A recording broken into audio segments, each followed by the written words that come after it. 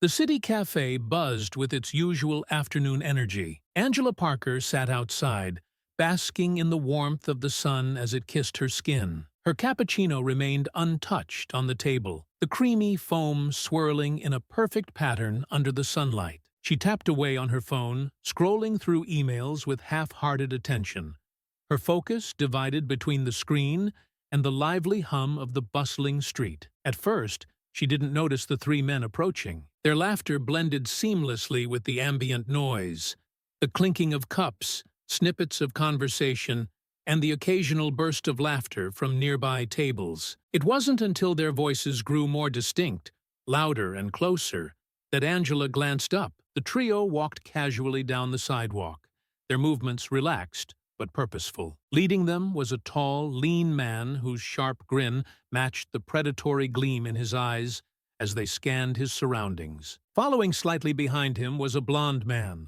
a scar etched along his jawline, and a stocky individual in a worn hoodie. Their expressions hinted at trouble, but Angela dismissed the thought, her attention drifting back to her phone. The cafe was crowded, with families, couples, and groups of friends scattered across the patio. She wasn't alone, she reminded herself, though a vague unease began to gnaw at the edges of her thoughts. The scrape of chairs against the pavement drew her gaze upward once more. The three men had stopped, now hovering near her table. The tall man's grin widened as he looked at her, and then at the vacant seats surrounding her. "Lovely day, isn't it?" he said, his tone casual, almost disarming. Angela responded with a faint nod, her lips forming a tight, polite smile. She didn't speak, hoping they would take the hint and move along. They didn't. "Mind if we join you?"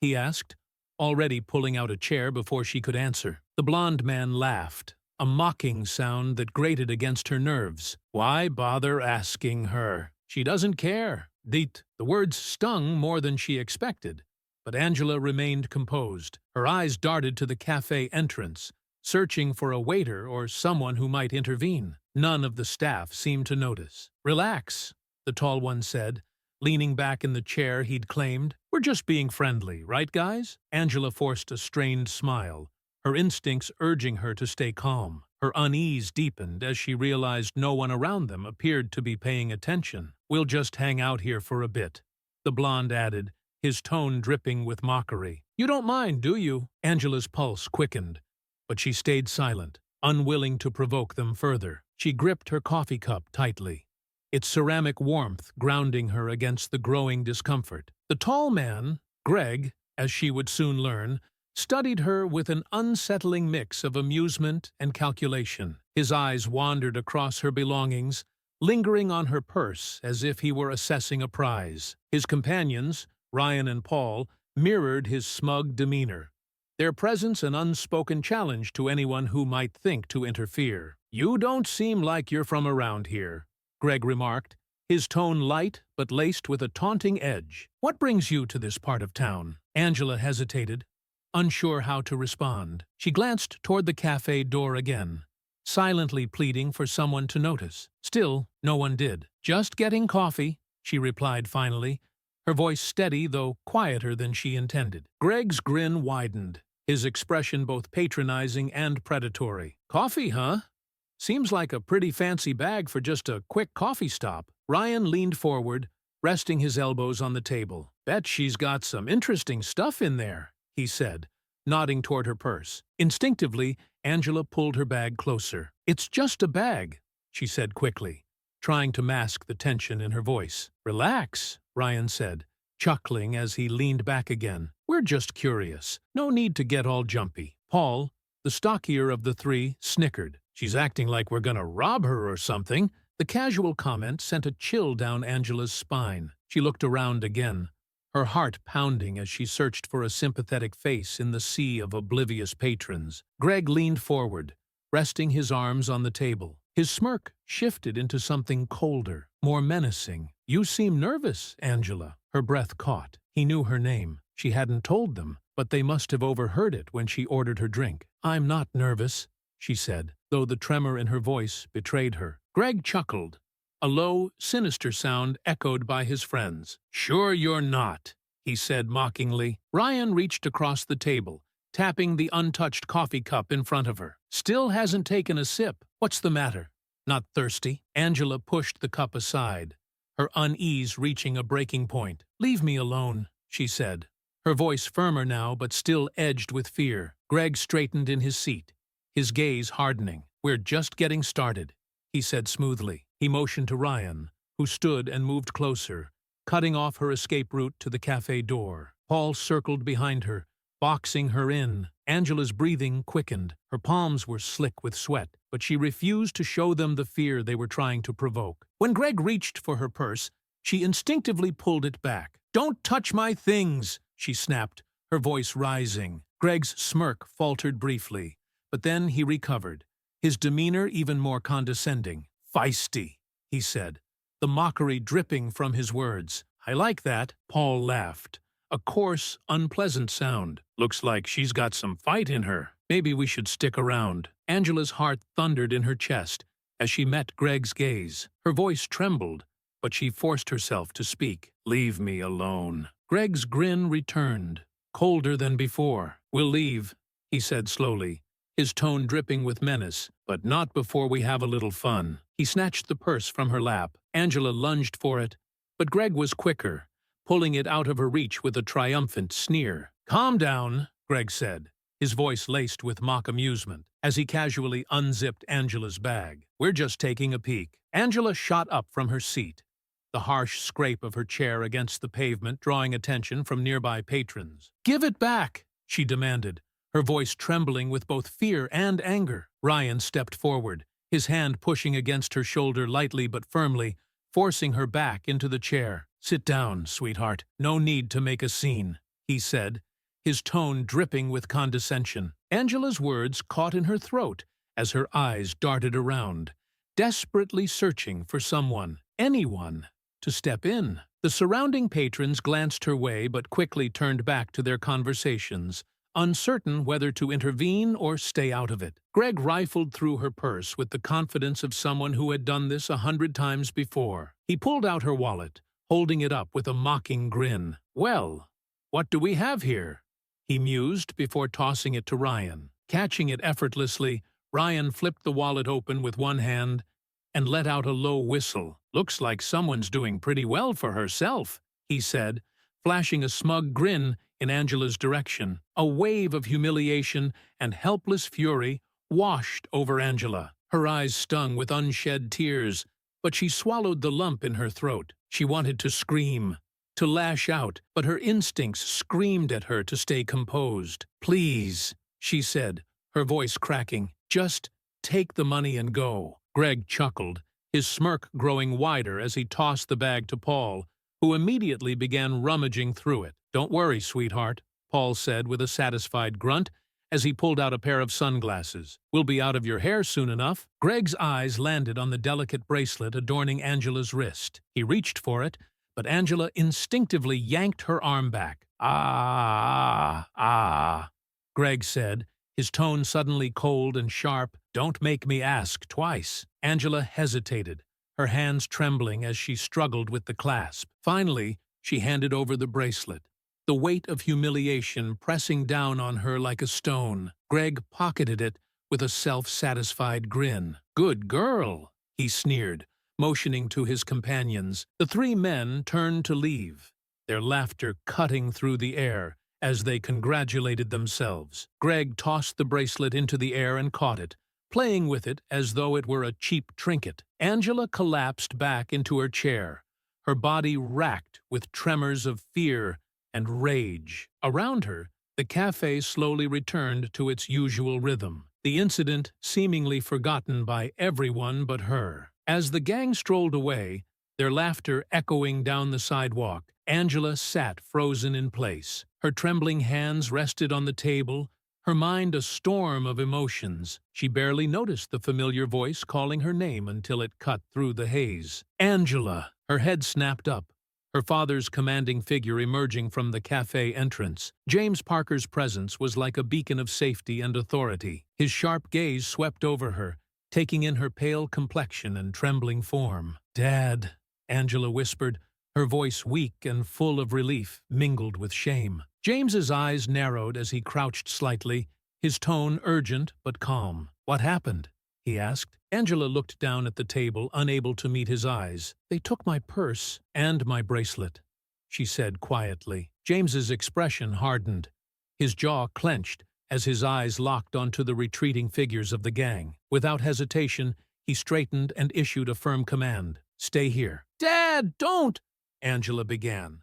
But James was already moving. His stride was purposeful, each step exuding the authority of a man who had seen far worse and emerged unshaken. The gang had just rounded the corner when James's deep, commanding voice rang out. "Hey!" The three men stopped in their tracks, turning to face him. Their laughter faded, replaced by wary amusement as they sized him up. Greg's smirk returned, though it wavered slightly under James's steely gaze. "Well, would you look at this?"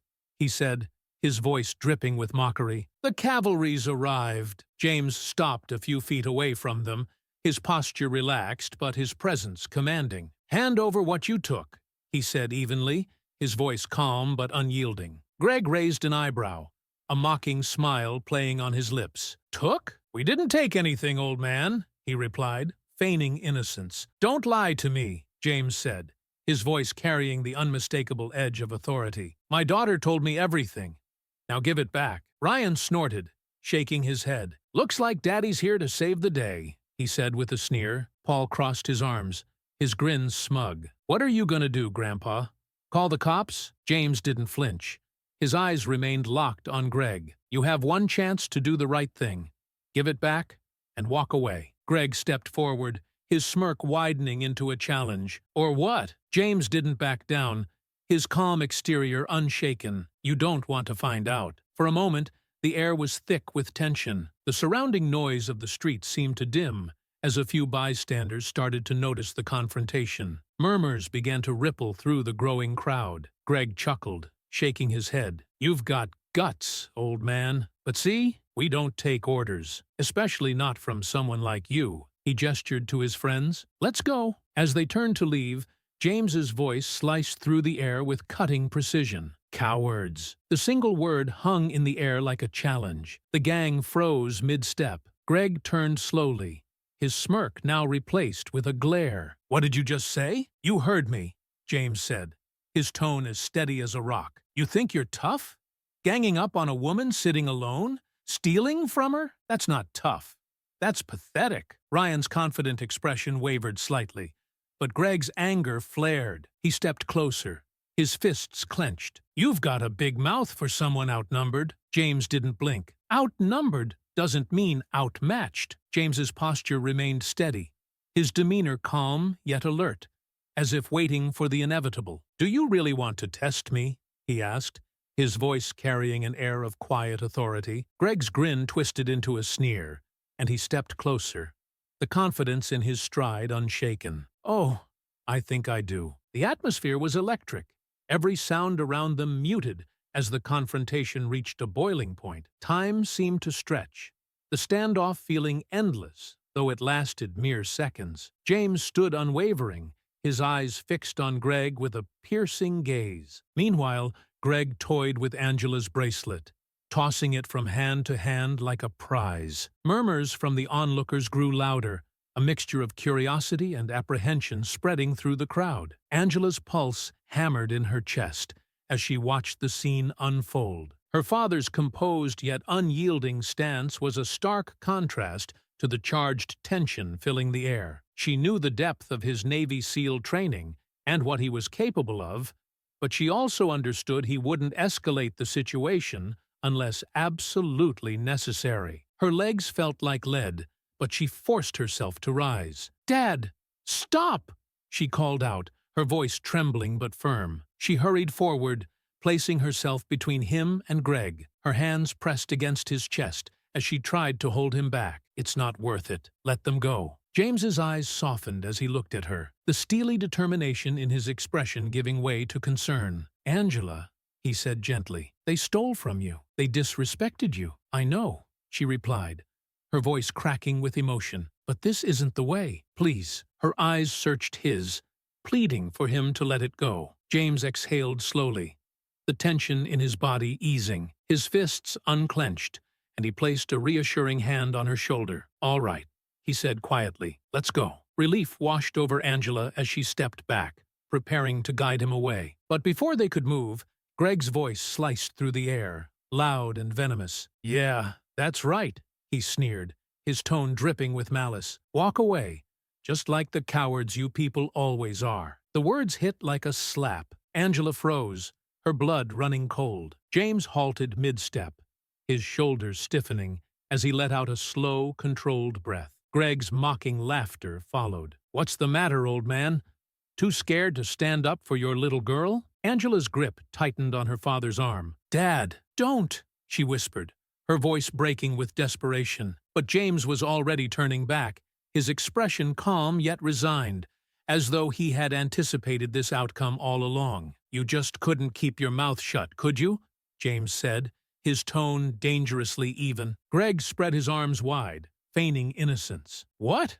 I'm just saying it like it is." Ryan and Paul exchanged uneasy glances, their earlier confidence faltering as James stepped closer. "I gave you every opportunity to walk away," James said, his voice steady as a rock. "Now, you'll regret not taking it." Greg's smirk wavered, uncertainty flickering in his eyes. "Big words, old man. Let's see if you can back them up." In a flash, the tension snapped. James moved with the precision of a coiled spring, his fist connecting with Greg's jaw before the gang leader could even react. The blow sent Greg stumbling backward, his arrogant grin replaced by a look of shock. Ryan lunged at James from the side, but James sidestepped with ease, grabbing Ryan's arm and twisting it behind his back. Ryan cried out in pain as James shoved him toward Paul, who barely managed to catch him. Greg recovered quickly, rage contorting his features. He charged at James, swinging wildly, but James ducked beneath the strike and countered with a swift punch to the gut. Greg doubled over, gasping for air. "Stop him!"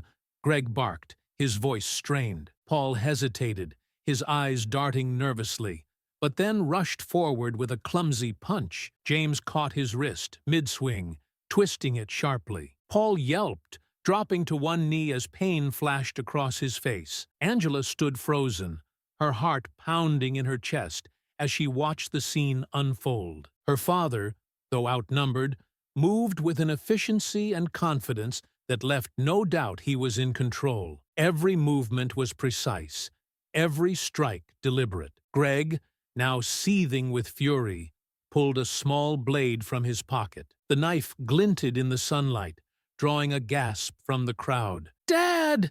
Angela screamed, her voice breaking as panic surged through her. James's eyes flicked to the knife, his body tensing in response. When Greg lunged at him, James sidestepped once again, grabbing Greg's wrist and slamming it against the edge of a table. The knife clattered to the ground with a metallic clang. Ryan scrambled to his feet, his face twisted with anger. "You're dead, old man!" he shouted, charging at James. James turned swiftly, grabbing Ryan by the front of his shirt and shoving him back into Paul. The two men stumbled, barely regaining their balance as Greg barked orders at them. "Take him down!" Greg snarled, clutching his side as he tried to rally his companions. The fight escalated as Ryan and Paul worked together to corner James. Greg joined in, swinging wildly, but his punches barely grazed James, who ducked and delivered a punishing kick to Greg's knee. Greg crumpled to the ground with a grunt of pain. Despite the gang's numbers,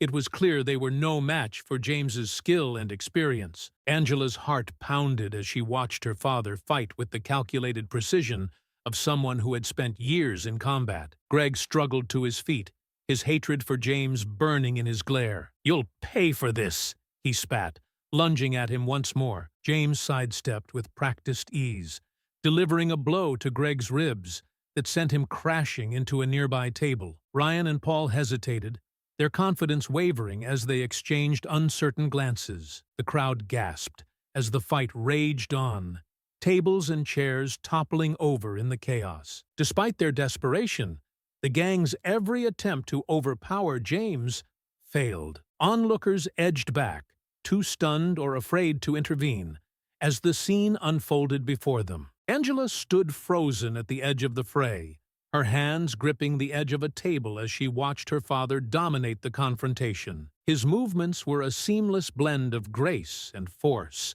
each strike a testament to his training. James's stance remained solid, his body language projecting calm readiness. His sharp eyes flickered between the men surrounding him, reading every movement before they acted. "You really want to go through with this?" he asked, his tone steady and unwavering. Greg sneered, stepping closer, his earlier bravado barely concealing his desperation. "Oh, I'm ready." The tension on the patio was palpable, every sound around them fading into a heavy silence. The confrontation had drawn a captivated audience, murmurs rippling through the growing crowd. The gang spread out, encircling James, with Ryan and Paul flanking him as Greg kept a watchful distance. James's sharp gaze darted between them, anticipating their moves before they struck. Ryan lunged first, his punch wild and poorly aimed. James moved fluidly, sidestepping and twisting Ryan's arm with calculated precision. The younger man let out a cry of pain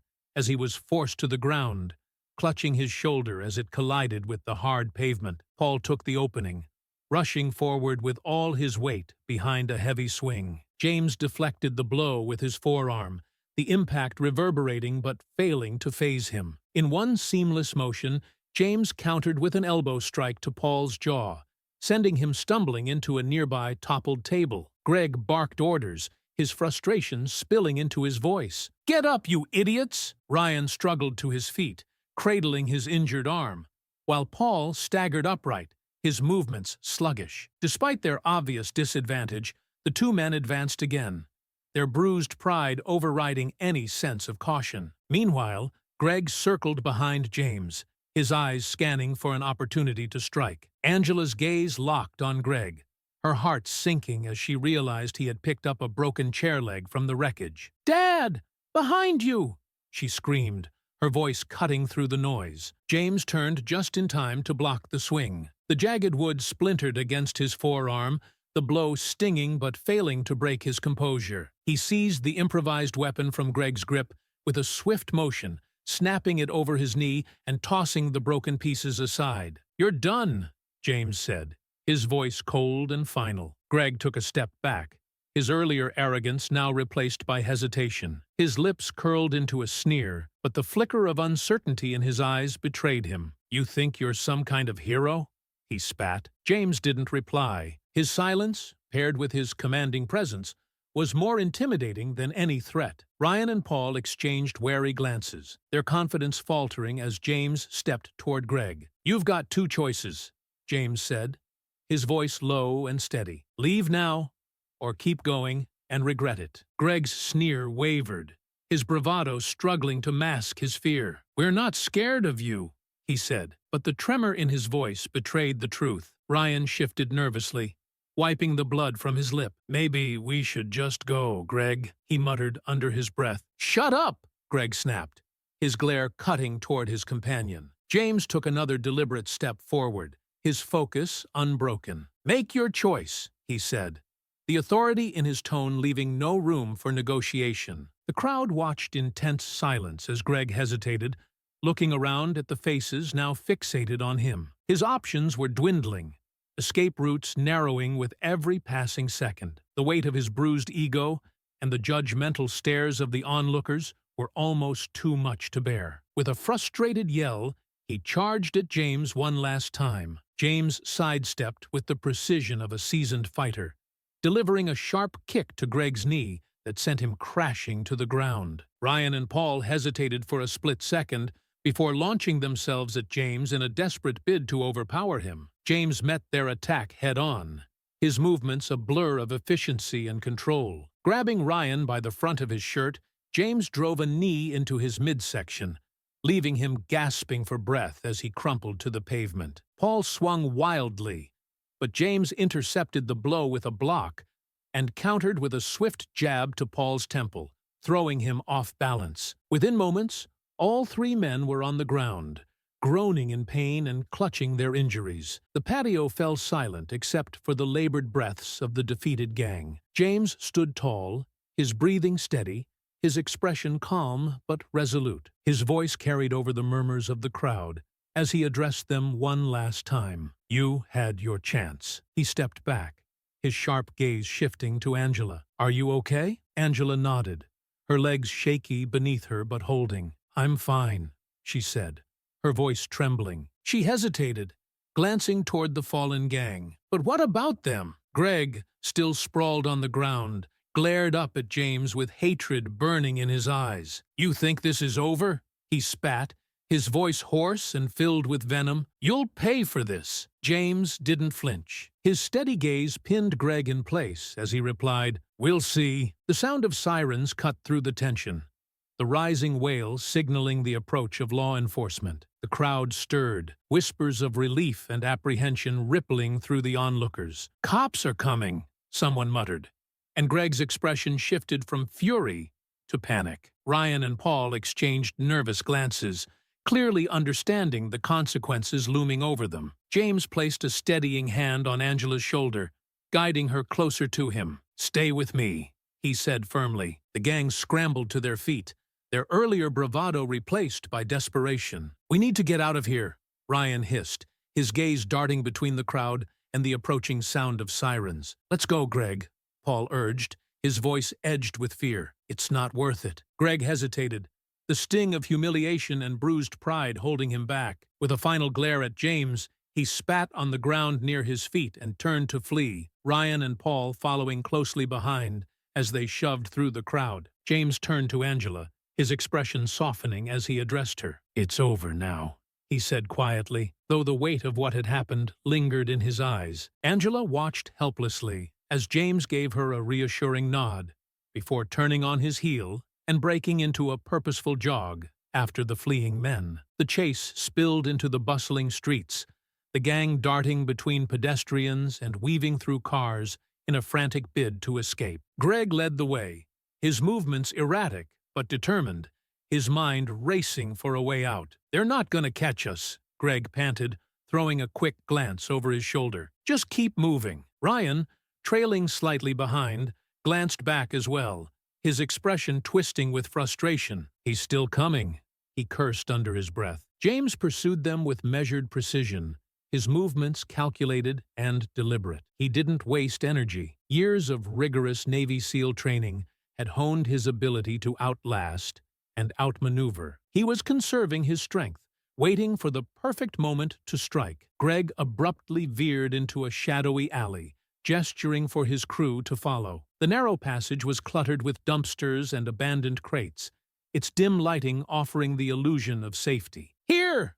Greg hissed, ducking behind a stack of crates. "We'll lose him here." Ryan and Paul collapsed against the alley walls, their breaths ragged and labored. Paul's voice trembled as he asked, "You sure this'll work?" Greg sneered, wiping sweat from his brow. "Of course it will. The old man's probably ready to keel over by now." Their brief relief evaporated when a shadow appeared at the entrance of the alley. James's silhouette was sharp against the dimming light, his presence unwavering as he stepped into view. His steady, deliberate stride sent a ripple of panic through the gang. "You picked the wrong alley," James said, his voice echoing off the brick walls. Ryan and Paul exchanged wide-eyed glances, their earlier confidence unraveling. Greg, however, stepped forward, attempting to mask his fear with false bravado. "You think you're some kind of tough guy?"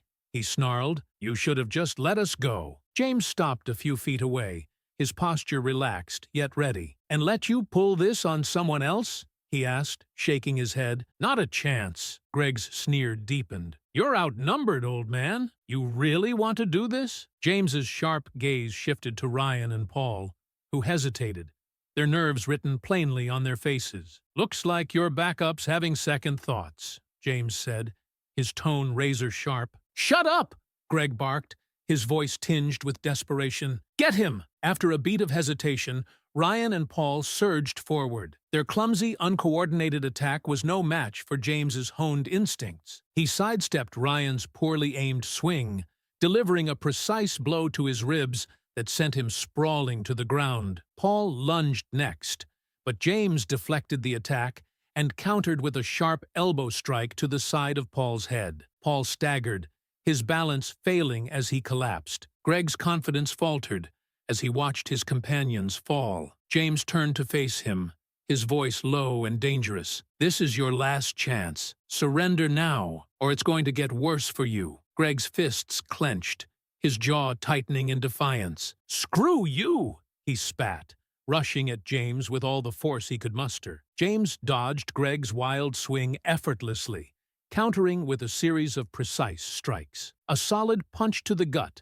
left Greg gasping for air, and a sweeping kick to his legs sent him crashing to the ground. He writhed in pain, clutching his stomach as he struggled to breathe. Ryan and Paul remained where they had fallen, groaning weakly, but making no effort to rise. Greg, however, pushed himself to his knees, glaring at James with unbridled fury. You don't know who you're messing with," he wheezed, blood trickling from the corner of his mouth. James crouched down, his icy stare locking onto Greg. "I know exactly who you are," he said. "A coward who preys on the defenseless. That ends here." Greg's expression twisted with rage, but before he could respond, the distant wail of sirens began to grow louder. Red and blue lights flickered at the edge of the alley, their glow reflecting off the walls. The sound of footsteps and radio chatter signaled the arrival of the police. James straightened, stepping back as uniformed officers poured into the narrow alley. He motioned toward the gang sprawled on the ground. "These men have stolen property on them,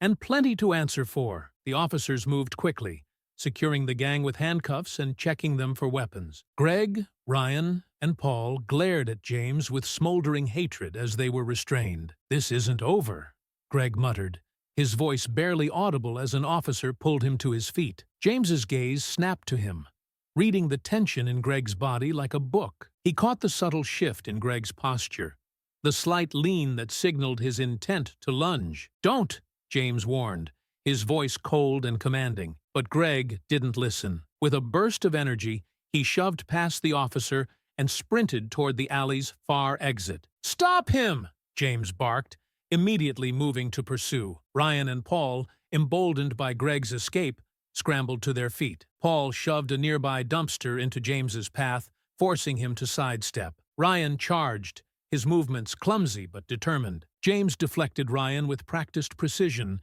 using his momentum to send him crashing into the wall. Ryan slumped to the ground, groaning in pain. The brief scuffle cost James precious seconds. Greg was already halfway down the alley, his frantic movements carrying him farther away. James pushed forward, dispatching Paul with a quick strike to the chest that left him wheezing on the ground. By the time James cleared the obstacles, Greg had vanished into the night. Around the corner, the flashing lights of police cruisers painted the alley in harsh red and blue hues as officers arrived on the scene. Their voices rang out, commanding and authoritative, as they ordered Ryan and Paul to remain on the ground. One officer approached James, his expression sharp with concern. "Are you all right, sir?"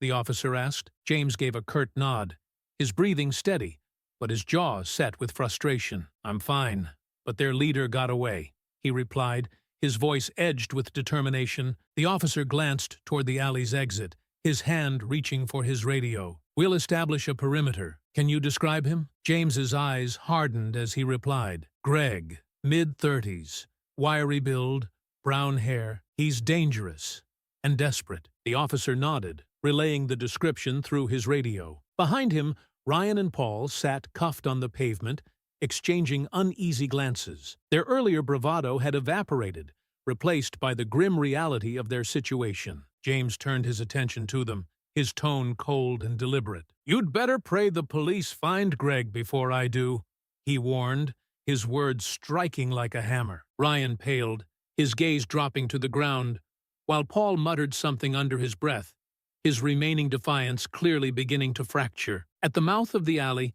Angela appeared, her wide eyes scanning for her father. "Dad!" she called, hurrying toward him. James's posture softened as he turned to her, offering a quick nod of reassurance. "I'm fine," he said firmly, though the tension in his voice lingered. Angela's gaze darted from the two cuffed men to the alleyway where Greg had disappeared. "Where's the other one?" she asked, her voice tinged with worry. James's jaw tightened as he responded. "He ran." Angela hesitated, her face a mixture of fear and anger. "What happens now?" she asked. James glanced at the officers securing Ryan and Paul in the back of a squad car. Now, we track him down. He won't get far, he said with quiet conviction. Angela studied his face, unsure but trusting. You're going after him? She asked. James placed a steady hand on her shoulder. Not alone. The police are involved now, but I'm not letting this go. Not after what they did, he said, his voice resolute. The officer who had spoken to James earlier approached again. We'll bring these two in for questioning, he said, motioning to Ryan and Paul. If you have any additional details, it could help us locate their leader. James's gaze shifted back to the two men. Don't worry, he said, his tone unyielding. They'll talk. The officer raised an eyebrow at James's confidence, but said nothing, instead turning back to assist his colleagues. As the alley began to clear, Angela touched her father's arm. What if they don't catch him?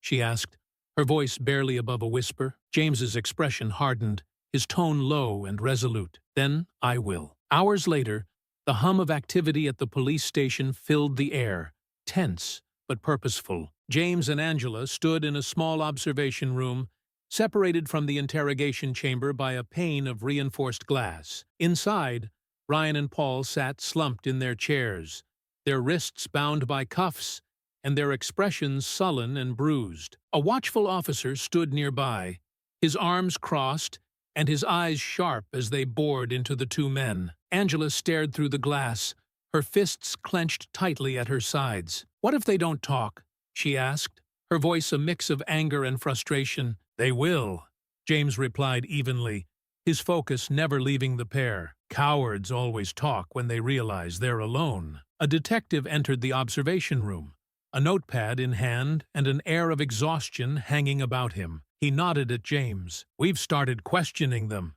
he said. So far, not much.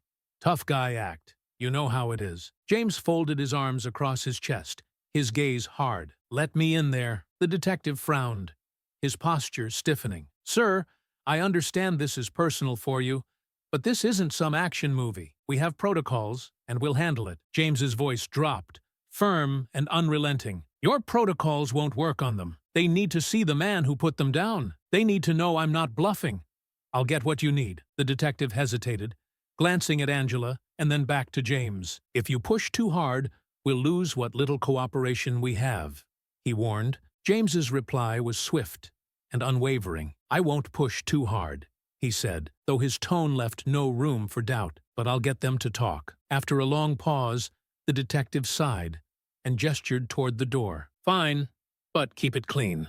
I'm watching. James nodded, his expression resolute, and stepped into the interrogation room. The faint creak of the door seemed to shift the atmosphere instantly. Ryan's head snapped up, his jaw tightening at the sight of James, while Paul shrank further into his chair, visibly uncomfortable. You, Ryan muttered, his voice dripping with resentment. James closed the door deliberately, his steps measured as he approached the table. He didn't sit, instead towering over the men with an air of absolute authority. Me, he said flatly, the single word enough to make the room feel even smaller. Paul fidgeted nervously, his cuffed hands clinking against the metal table. We told the cops everything, he blurted out, his voice trembling. We don't know where Greg went. James tilted his head slightly, his eyes boring into Paul. Do I look like I believe you? Paul swallowed hard, his gaze flicking to Ryan, silently pleading for support. What do you want from us? Ryan sneered, leaning back in his chair. We're not snitches. James leaned forward, planting his hands firmly on the table. The sharp movement made both men flinch. Not snitches? He repeated, his voice rising. No, you're cowards. Cowards who ran when it mattered most, leaving your leader to fend for himself. How do you think Greg feels about that? Shut up, Ryan snapped, his voice tinged with desperation. You don't know anything. James's gaze sharpened. Oh, I know plenty, he shot back. I know Greg abandoned you the second things got tough, and I know you're sitting here, about to take the fall for every crime he's committed. So, tell me, what's your plan? Protect him?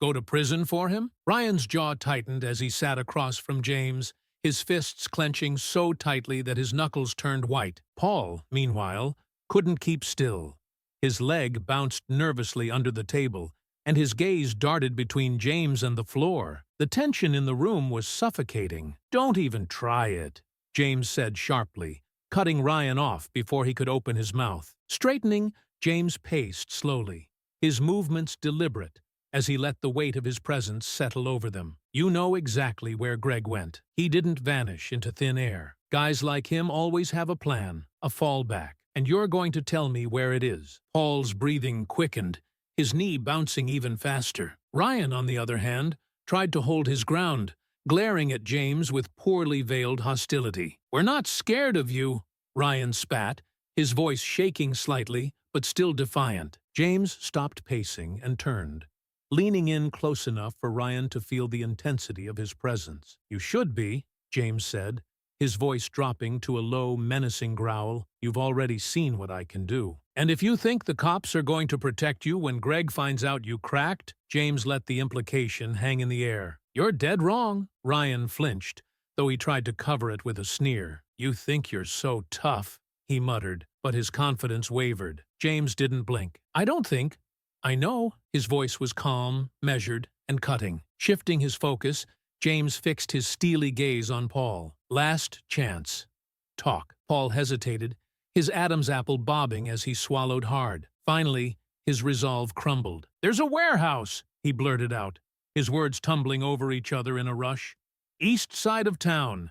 He's used it before, when things got messy." Ryan's head whipped toward Paul, his expression a mix of betrayal and fury. "What the hell are you doing?" Ryan barked, slamming his fist on the table. "You're going to get us both killed." "I'm not going down for him," Paul shot back, desperation lacing his voice. "I'm not." James remained silent, letting the tension between the two simmer before stepping in. "What else?" he asked, his tone sharp. Paul glanced at Ryan, then back at James. His voice dropped to a shaky whisper. There's a bar near the docks. Quiet, out of the way. He used to work there. It's another place he could be." Ryan groaned, slumping in his chair. "You're a coward," he hissed, his voice dripping with disgust. "Greg's gonna kill us both because of you." James leaned closer to Ryan, his voice dropping to an icy whisper. "You were already dead the moment you picked the wrong side." The words hung in the air, heavy and unshakable. Ryan said nothing, his jaw tightening as he stared at the table. James pushed back from the table and straightened, his voice calm and detached. "Enjoy your time in here. You'll have plenty of it." The metal door clicked shut behind him, and James stepped into the observation room where Angela waited. Her anxious eyes scanned his face, searching for any sign of progress. "Did they say anything?" she asked, her voice filled with urgency. James gave a curt nod. "A warehouse on the east side. A bar near the docks. It's a start," he replied, though the sharpness in his tone revealed he wasn't entirely satisfied. Angela exhaled, some of the tension leaving her shoulders, but the relief was short-lived, as James's expression darkened. "They're holding back," he continued. "There's more they're not saying. Greg's not the type to go solo. He's too cocky. He's got backup." Angela's brow furrowed, her worry deepening. "What are you going to do?" she asked, her voice barely above a whisper. Before James could answer, the detective entered the room, his notepad in hand. "We've got units ready to check the warehouse and the bar," he said, his tone respectful yet cautious. "What's the next move?" James didn't hesitate. "Before we do anything, I'm going back in," he said, his voice firm. The detective raised an eyebrow. "You think they'll talk more?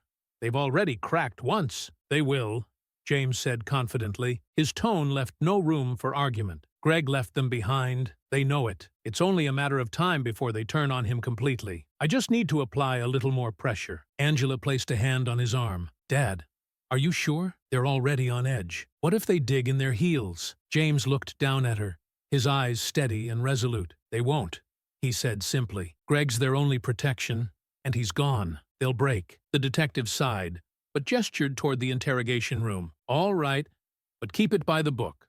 We're still watching." James nodded sharply and headed back inside. The moment he entered, the tension in the room thickened. Ryan and Paul looked up, their earlier defiance replaced with unease. "What now?"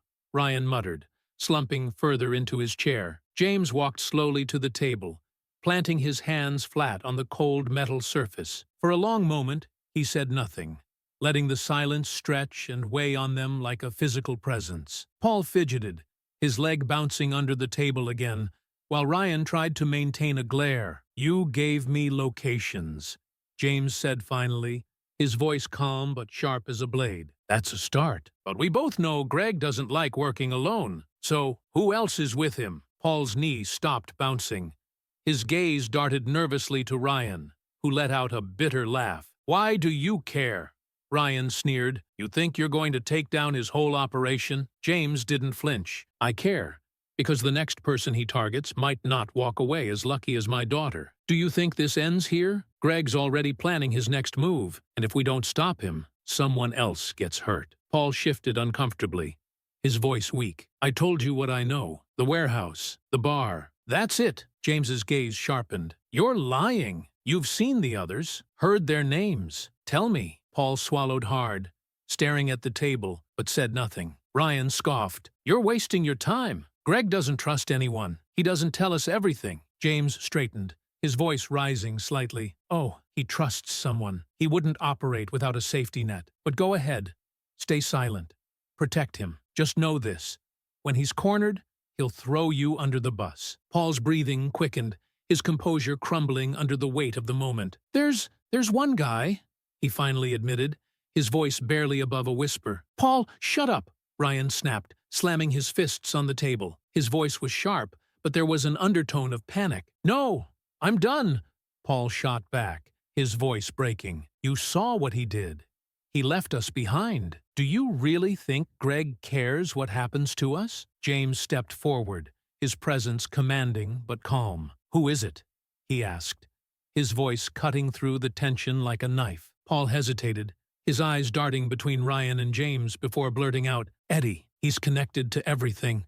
Moving stolen goods, finding safe spots. Greg trusts him for the big stuff. If Greg's got a plan, Eddie's in on it." James nodded slowly, absorbing the information. "Where can I find him?" Paul looked down at his cuffed hands, his voice barely audible as he said, "He hangs around the docks, drives a black truck, never stays in one spot for long." James shifted his attention to Ryan, who was glaring daggers at Paul. "Anything to add?" he asked, his tone sharp. Ryan's jaw tightened, and he said nothing, his silence a defiant refusal. James straightened, his gaze unwavering. "Thought so," he said simply, stepping back. "You can sit here and stew, but Greg's already left you to take the fall for everything." Paul slumped in his chair, the fight drained from him. Ryan, however, remained rigid, his glare fixed on the table as James exited the room. Angela met him in the hallway, her expression a mixture of anxiety and anticipation. "Did they tell you anything?" she asked. James nodded grimly. "Greg's got a guy. Eddie. If we find Eddie, we find Greg." The city's docks were bathed in the cold glow of moonlight, the shadows of towering cranes and stacked shipping containers stretching long and eerie across the ground. The air was thick with the scent of salt and oil, carried by a faint breeze that hummed through the still night. James stood at the edge of the water, scanning the expanse of the docks with sharp, calculating eyes. Angela had wanted to come, but James insisted she stay behind. This was no place for her.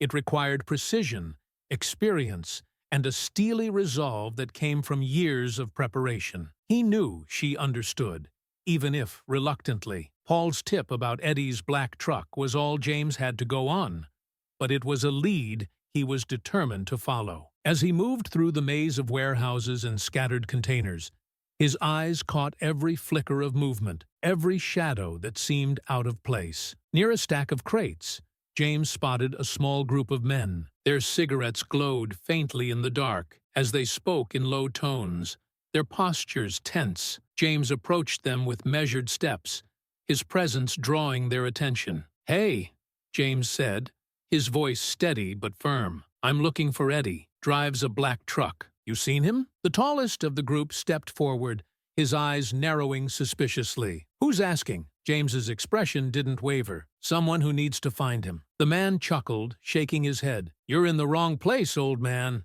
Move along." James's gaze hardened, his voice dropping an octave. "I wasn't asking for permission. Is Eddie here or not?" The man hesitated, his smirk faltering as James's steady stare bore into him. Finally, he sighed, nodding toward a dimly lit area near a line of shipping containers. "Saw him over there about an hour ago. Don't know if he's still around." James gave a curt nod, his face unreadable. "Thanks." The area near the containers was deathly quiet, the faint rustle of the wind the only sound. James moved silently across the gravel, his sharp eyes scanning the rows of stacked metal until he spotted it. A black truck, its engine faintly idling. Leaning against its side was a tall, wiry man, a cigarette glowing faintly between his fingers. "Eddie!"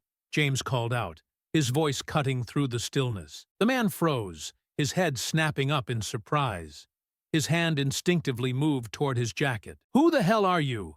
Eddie demanded, his voice sharp. James stopped a few feet away, his posture calm but ready for action. "I'm here about Greg." Eddie let out a bitter laugh, tossing his cigarette to the ground. "Greg? What's he done now?" "You already know," James said evenly. "He's in trouble, and if you don't start talking, so are you." "Where is he?" Eddie's lips curled into a sneer. "You think I'm just gonna tell you? Get lost." James stepped closer, his voice dropping to a dangerous tone. "Greg doesn't care about you. He'll leave you behind the second things go bad, just like he did with Ryan and Paul. Do you really want to go down for him?" Eddie hesitated, his bravado cracking as his eyes darted around, searching for an escape. Finally, he let out a string of curses under his breath and leaned back against the truck. "He's got a spot," Eddie admitted reluctantly. "An old warehouse deeper in the docks.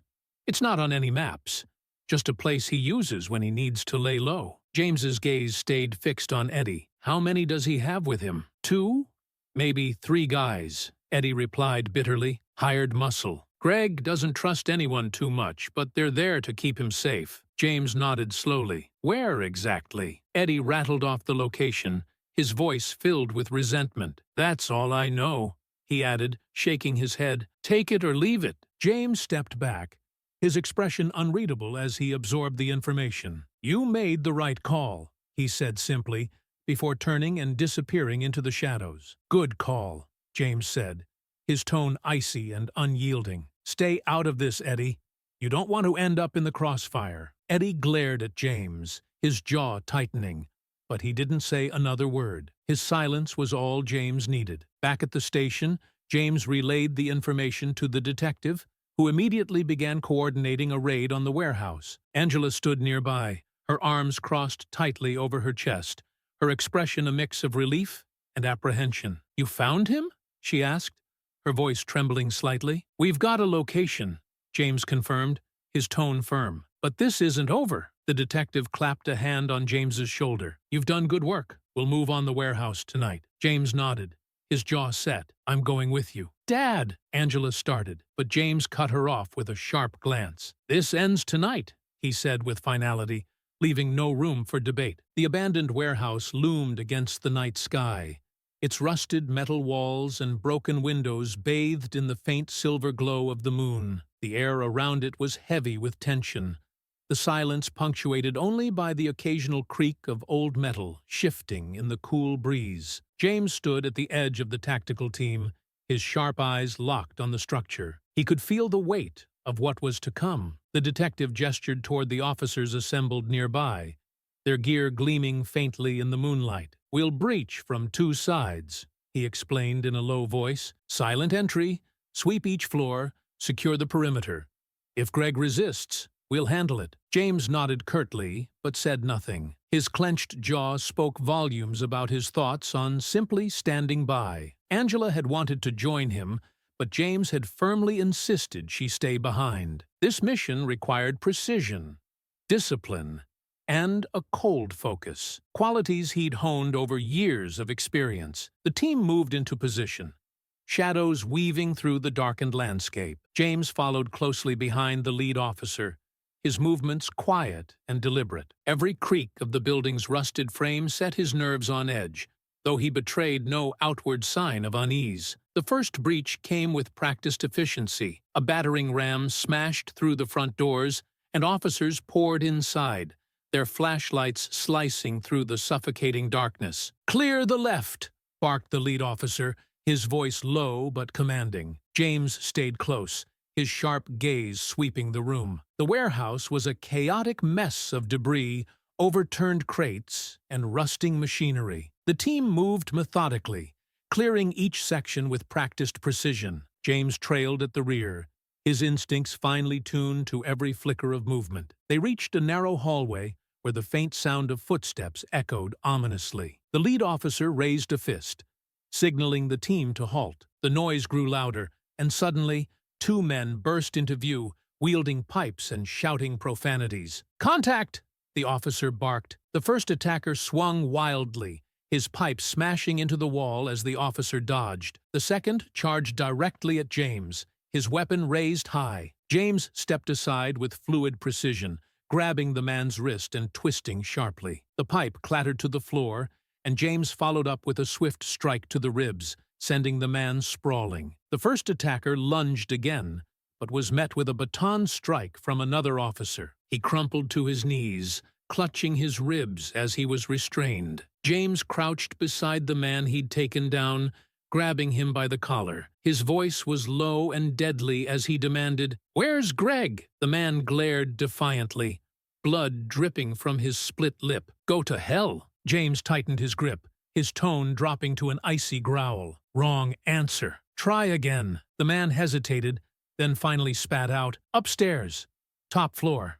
That's all I know." James released him and motioned for the officers to secure both men. "Let's move," he said, his voice steady but urgent. The team advanced deeper into the warehouse, the air growing heavier with each step. The sound of more footsteps echoed ahead, and as they rounded a corner, 3 more attackers emerged. One, a burly man with a shaved head, charged forward, swinging a heavy chain. James ducked under the swing, seizing the man's arm and slamming him into a nearby wall. The chain fell to the ground, and James followed up with a sharp strike to the chest, knocking the wind out of him. The other 2 hesitated, their confidence visibly shaken. One of them bolted, but an officer tackled him to the ground. The last man, brandishing a knife, sneered at James. "You've got no idea who you're messing with." "Drop it," James said, his voice calm but unyielding. The man lunged, but James sidestepped smoothly, grabbing his wrist and twisting until the knife clattered to the ground. A quick kick to the back of the knee sent him down,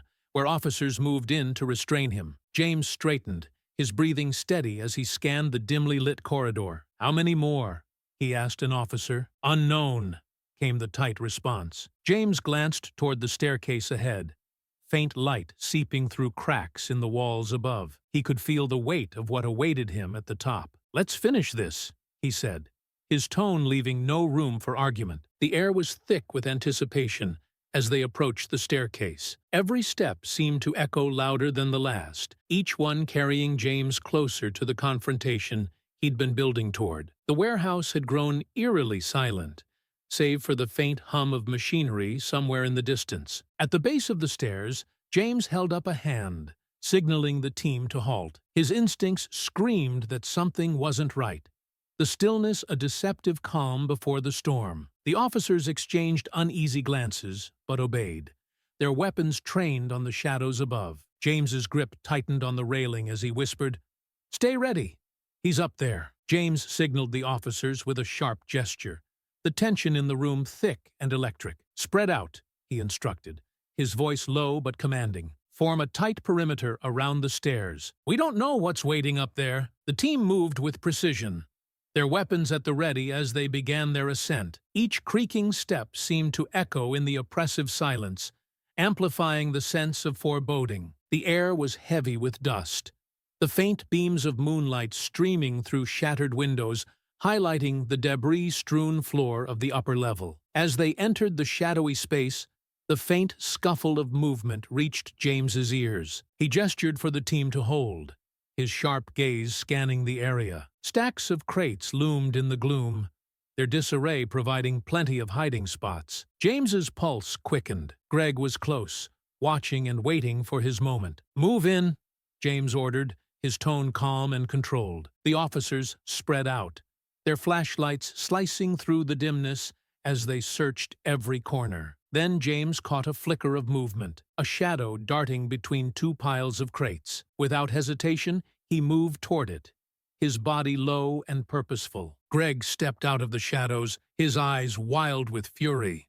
A crowbar gleamed in his hand as he sneered, his voice rough with rage. "You should have walked away," he spat. "You're just as pathetic as the rest." James didn't flinch, as Greg swung the crowbar with ferocity. Blocking the first blow with his forearm, James felt the reverberation jolt through his body. Greg swung again, faster and more erratic, but James was ready. He sidestepped the attack and countered with a powerful strike to Greg's midsection. Greg staggered, but his resilience pushed him forward. He threw a wild punch, which James ducked under with practiced ease. Seizing the opportunity, James grabbed Greg's arm, twisting it behind his back with enough force to slam him against the wall. "You're finished," James said, his tone icy as he pinned Greg in place. Greg gritted his teeth, his breath ragged as he struggled. With a burst of desperate energy, he pushed off the wall, throwing James off balance. The two men tumbled to the floor,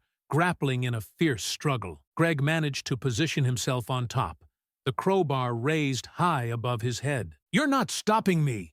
Greg bellowed, swinging the weapon down. James reacted instantly, raising his arm to block the blow. Pain shot through him as the crowbar struck, but he used the momentum to shove Greg off and reverse their positions. Pinning Greg to the ground, James delivered a precise knee to his chest, leaving him gasping for air. Greg's eyes burned with rage, his voice dripping with venom. "You think this is over? You're no better than me. Weak.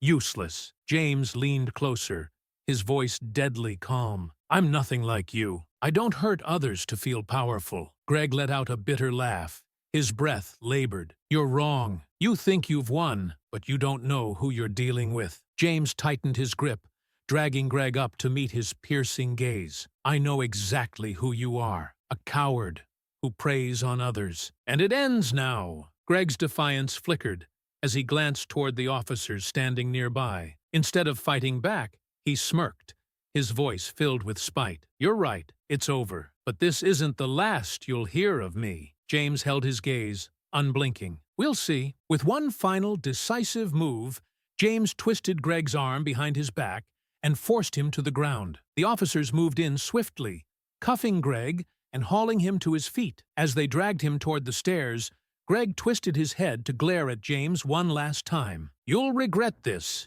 he sneered. "I'll make sure of it." James didn't react, his steady presence unshaken, as he watched Greg being led away. The hunt was over, but a nagging unease remained. Greg's cryptic words echoed in his mind, hinting at secrets, yet uncovered. The warehouse had fallen silent, the air heavy with the aftermath of the struggle. James stood motionless in the center of the upper floor, his chest rising and falling with steady breaths. Pain pulsed through his arm, but his focus remained sharp. The detective approached, his flashlight cutting through the dim corners of the room. "We've got him, Parker," he said, his voice heavy with finality. "That's what matters." James nodded, his eyes sweeping over the scattered crates and overturned furniture. "It's not everything," he said. "Greg's been operating for too long to keep everything in one place.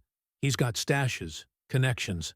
There's more here." The detective frowned, motioning for the team to begin a full sweep of the area. "If he left anything behind, we'll find it." James moved to a shadowy corner where a stack of crates caught his attention. The faint outline of something hidden beneath a tarp piqued his curiosity. Pulling back the covering, he revealed a concealed stash, papers, cash, and other items Greg hadn't managed to take with him. "Found something," James called, his tone grim. The detective stepped over, his flashlight illuminating the cache. "Looks like you were right," he said. "Let's see what we've got." As the team began cataloging the evidence, James allowed himself a rare moment of satisfaction. Greg's reign of terror had ended. For the first time in months, he felt the weight on his shoulders begin to lift. But deep down, he knew this wasn't the end. Greg's network was vast, his schemes deeply rooted. The work to dismantle it completely was only beginning. James tugged at the tarp,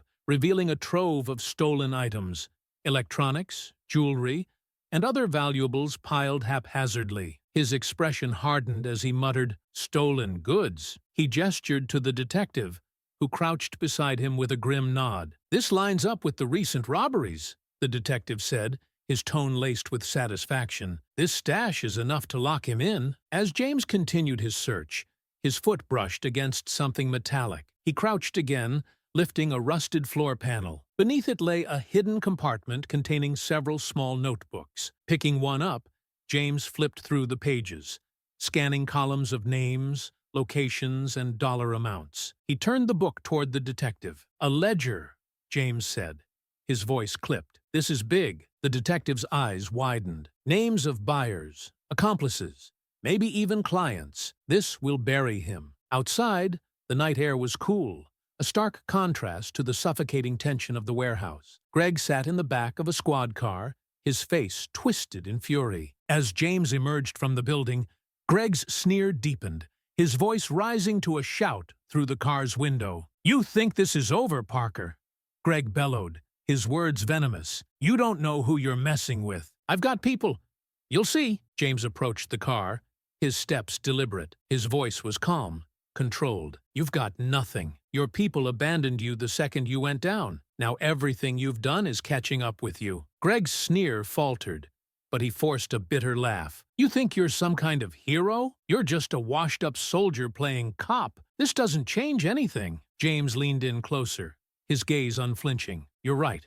I'm no hero, but I don't need to be to stop someone like you." Greg's glare burned into him as the squad car's engine roared to life. The vehicle pulled away, its red and blue lights fading into the night. The detective approached James, one of the ledgers in hand. "This is enough to dismantle everything Greg's built," he said, flipping through the pages. "He's tied to more than just robbery. Human trafficking, illegal arms deals. It's all here." James's jaw tightened. "Make sure every name in that book faces justice." The detective nodded. "We're assembling a task force. This could take months, maybe years, but you've given us the start we needed." Not long after, Angela arrived at the scene. She rushed to her father, relief etched across her face as she threw her arms around him. "Dad," she whispered, "you're okay." James returned the embrace, his stoic demeanor softening slightly. "I'm fine," he said, his voice steady. "It's over." Angela pulled back, her worried eyes searching his. "Is it really? What about everything else Greg was involved in?" James glanced at the detective, who held up one of the ledgers. "We've got the evidence. They'll follow the leads." Angela nodded but frowned. "And the people he hurt? What happens to them?" James's expression hardened. "We do what we can, starting with returning what was taken." Over the following hours, the team cataloged the stolen items, matching them to open cases. Victims were contacted, and their possessions prepared for return. Each phone call felt like a small step toward restoring what Greg had taken, a series of small but meaningful victories. As the first light of dawn broke over the city, James stood outside the warehouse, watching the horizon shift from gray to gold. Angela joined him, holding 2 steaming cups of coffee. She handed him one, her expression both weary and hopeful. "Thanks," James said simply, taking the cup and staring at the awakening city. Greg's reign of terror was over. Though James knew the fight wasn't finished, this was a victory, a moment of peace he allowed himself to savor. The next few days at the station were a flurry of activity. Greg's ledgers became the centerpiece of a growing case. Officers worked tirelessly, cross-referencing names and transactions with unsolved crimes. The web of Greg's operation unraveled, revealing connections to trafficking, weapons deals, and laundering schemes. In the station's conference room, James sat with the lead detective. A map of the city spread out before them. Red pins marked warehouses, stash houses, and meeting points, scattered like a plague across the city. "This is bigger than we thought," the detective said, shaking his head. Greg wasn't just running robberies. His network ties into trafficking rings, illegal arms, and laundering. He had his fingers in everything. James leaned forward, his gaze intense. "And his men? Ryan? Paul? Eddie? What are they saying?" The detective smirked grimly. "Ryan and Paul cracked the second they got in. They're terrified and throwing Greg under the bus to save themselves. Eddie's tougher, but even he's caving. They're all trying to make deals, but the DA isn't in a forgiving mood. Don't let them walk away from this, James said, his tone firm. They knew what they were doing. They won't, the detective assured him. We've got enough to put them away for decades. That afternoon, James stood outside the courthouse. The crisp air carried the murmurs of reporters and onlookers as Ryan and Paul were escorted from a police van. Their heads hung low, their once brash attitudes dissolved under the weight of their impending sentences. Angela stood beside her father, her arms crossed. They don't look so tough now, she said quietly. They never were, James replied evenly. They just thought no one would hold them accountable. Angela looked up at him, her expression thoughtful. And now, James said, his voice steady, they face the consequences. Angela's brow furrowed as she watched Greg being led out of the courtroom. Do you think they regret it? She asked softly. James's gaze didn't waver. People like them don't regret the harm they cause. They regret getting caught. Angela was quiet for a moment, then asked, what about Greg? James's expression darkened, his voice steady. Greg's worse. He doesn't regret the damage he's done. He only regrets losing control. That's all he's ever cared about. Inside the courtroom, the trial resumed with unrelenting focus. The prosecution wasted no time, presenting a detailed breakdown of Greg's criminal enterprise. Photos of the stolen goods recovered from the warehouse flashed on screens alongside pages from the ledgers James had uncovered. The prosecutor's voice rang out, steady and resolute, as she addressed the jury. This man built an empire on the exploitation of others, she declared. He preyed on the vulnerable, using fear and manipulation to maintain his power. But today, the evidence will show that his reign is over. Ryan and Paul were the first to testify, their pale faces and trembling voices betraying the weight of their guilt. Under the prosecutor's careful questioning, they recounted how Greg had drawn them in with promises of fast money and maintained control through threats and fear. Ryan shifted in his seat, his voice unsteady. Greg, he always had a plan. He told us who to target, how to act, and if anyone stepped out of line, he made sure they paid. Paul nodded vigorously, gripping the edges of the witness stand. At first, it was just robberies, but then it escalated. The trafficking, the weapons deals, it was all him. Greg called every shot. From his seat at the defense table, Greg sat motionless, his expression cold and detached. But James, watching him from across the room, saw the subtle signs of tension, the tight clench of his jaw, the way his fingers dug into the arms of his chair. When it was the defense's turn, Greg's lawyer tried to cast doubt on the testimony, suggesting Ryan and Paul were exaggerating to save themselves. But the mountain of evidence, the ledgers, the stolen goods, the testimony of the victims, was too damning to dismiss. Hours later, the prosecutor rose for her closing argument.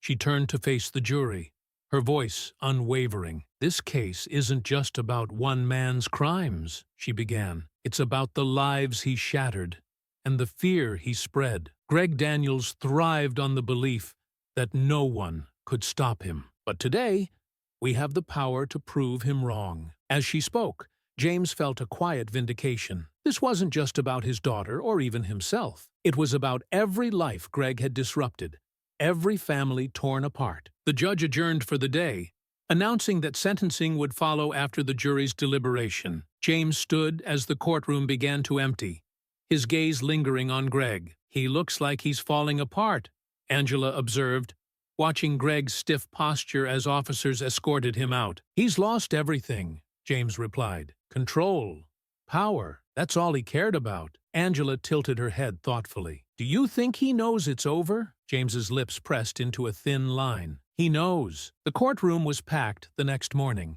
the air heavy with anticipation. All eyes were on the judge as she took her seat, her expression stern. You may be seated, she announced, her gavel striking once. The prosecutor stood, her voice firm as she addressed the court. Your Honor, the state requests the maximum sentence for Greg Daniels. His leadership in organized theft, human trafficking, and weapons smuggling, paired with his lack of remorse, warrants no leniency. The victims of his crimes deserve closure, and the defendant deserves the full weight of the law. The defense lawyer rose next, his tone measured. Your Honor, while we respect the jury's decision, we ask the court to consider my client's difficult upbringing and the systemic failures that contributed to his path. A life sentence without parole would be excessive. James felt Angela stiffen beside him. He placed a steady hand on her arm, but couldn't hide the clench of his jaw. Greg had every chance to stop,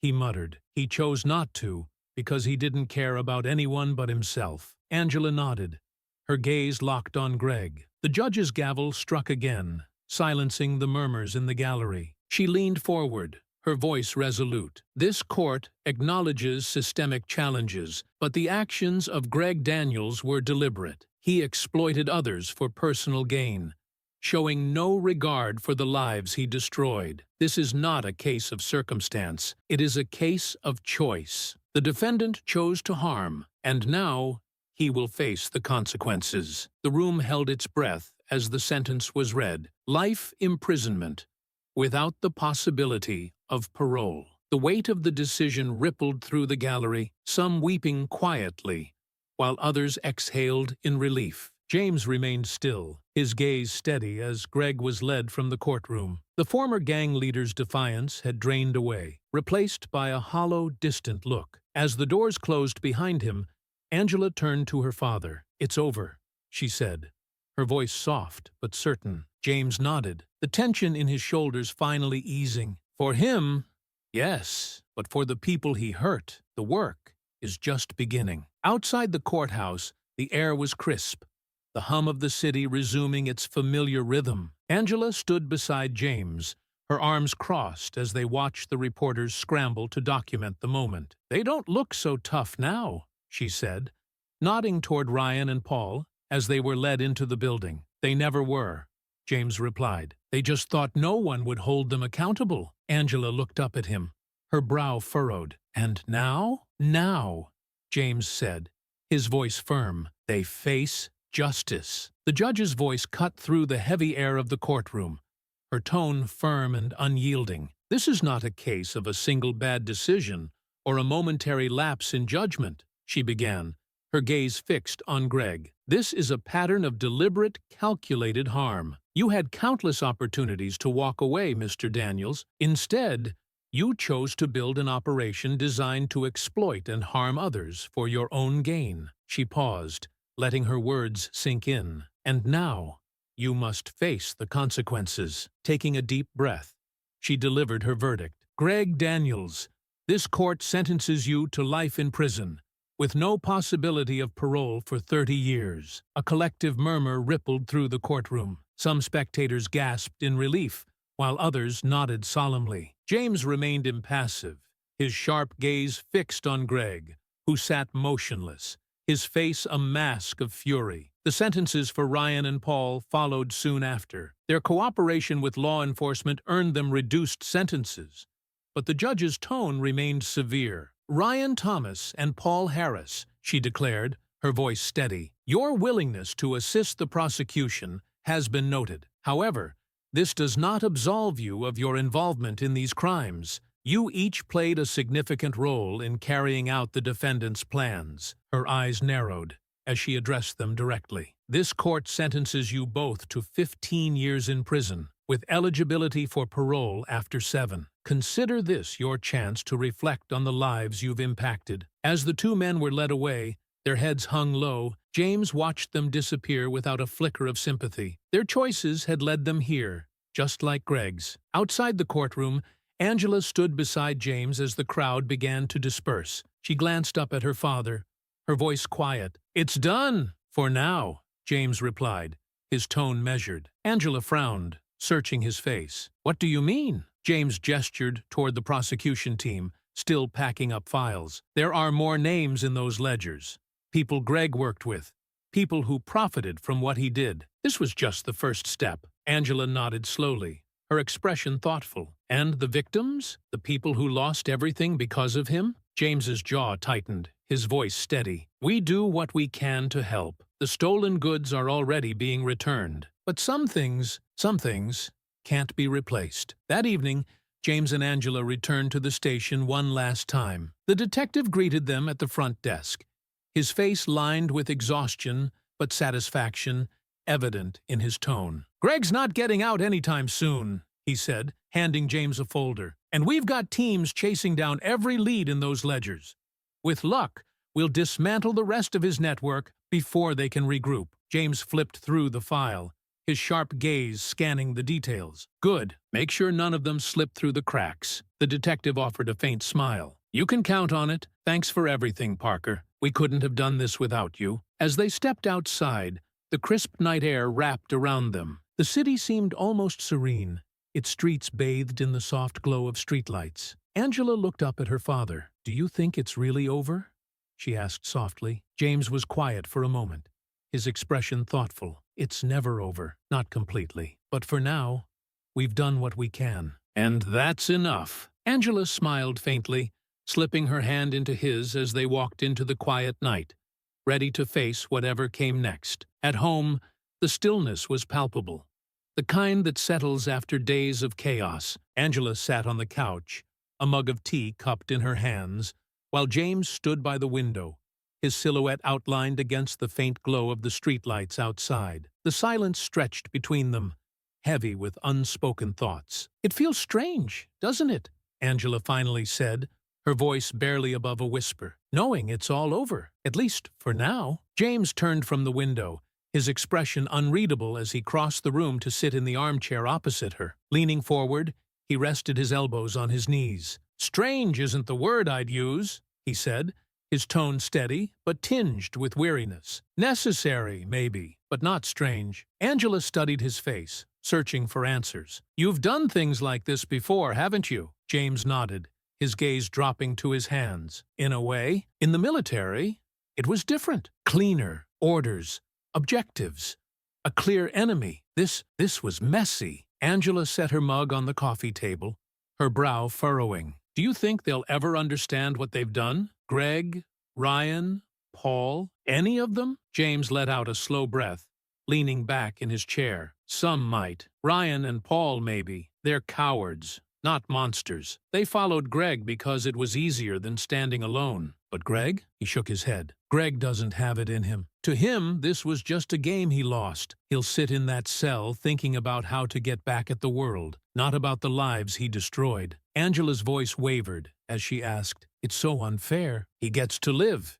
even in prison, while everyone he hurt has to pick up the pieces." James's gaze softened as he met her eyes. "It is unfair, but that's why we do what we can to make it right. Returning the stolen goods, dismantling his network, it doesn't fix everything, but it's a start." Angela shifted, tucking her legs beneath her as she studied him. "Do you think about the victims? The ones we never met? The ones who didn't even know they were on his radar?" "Every day," James admitted, his voice low. "People like Greg thrive because they think no one will stop them. That's why it matters to stand in their way." Angela frowned, her voice barely audible. "You make it sound simple, like all we have to do is stand up and it'll make a difference." James leaned forward, his tone firm but gentle. "It's not simple, and it's not easy, but it's necessary. You can't change the world overnight, Angela, but you can start with one fight, one stand. That's how it begins." Angela nodded,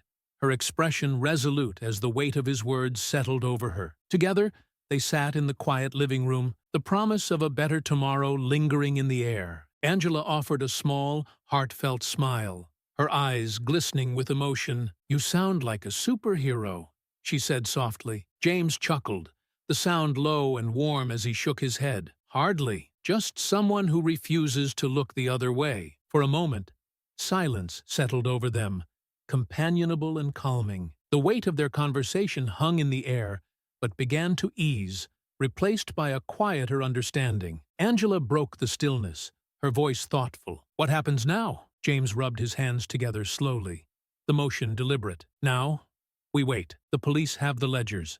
They'll track down the rest of Greg's network, and we help where we can. That's all we can do." Angela's gaze lingered on him, steady and searching. "And you?" she asked. "What are you going to do?" A faint smile played on James's lips. "I'm going to sit here, Finish this tea you made me, and try to remember what it feels like to breathe without carrying the weight of the world. Angela laughed softly, the sound light and soothing. That sounds like a good plan. James's expression grew more serious as he studied her face. And you? How are you holding up? Angela hesitated, her fingers tightening slightly around her mug. I'm okay, I think. It's just a lot. Knowing how close I came to, she stopped, her voice catching as her thoughts overwhelmed her. James reached over, resting a firm but gentle hand on her arm. You're safe now, he said, his voice steady and grounding. That's what matters. I know, Angela said, her voice growing steadier as she met his gaze. But it doesn't feel like enough. I want to do more. I want to make sure this doesn't happen to anyone else. James nodded slowly, his eyes filled with quiet pride. Then,